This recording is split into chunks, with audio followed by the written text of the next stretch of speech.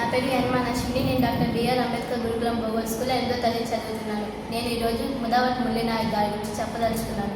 భారత సైనిక దళంకు చెందిన జవాన్ తెలుగు బిడ్డ ముదావత్ మురళీనాయక్ గారు. ఆయన పహల్గాన్ ఉగ్రదాడి తర్వాత భారతదేశం నిర్వహించిన ఆపరేషన్ సింధూర్ 2025లో పాల్గొన్నారు. 2000 సంవత్సరం గడ్డంతాల పంచాయతీ ఆంధ్రప్రదేశ్ రాష్ట్రంలోని శ్రీ సత్యసాయి జిల్లా, భారతదేశం. మరణం 2025 మే 8న భారత్ పాకిస్తాన్ సరిహద్దు POK పాక్ ఆక్రమిత కాశ్మీర్.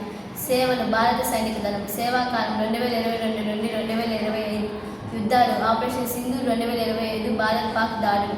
2025 భారత్ పాకిస్తాన్ యుద్ధం. కెరీర్ ముదావత్ మురళీనాయక్ గారు డిగ్రీ విద్య పూర్తి చేసి తొలుత భారతీయ రైల్వేలో ఉద్యోగం సంపాదించారు. చిన్నతనం నుండి ఆయనకి భారత సైన్యంలో చేరాలనే కోరిక. అదే మక్కువతో కష్టపడి చదివి ఆర్మీలో ఉద్యోగం సంపాదించారు.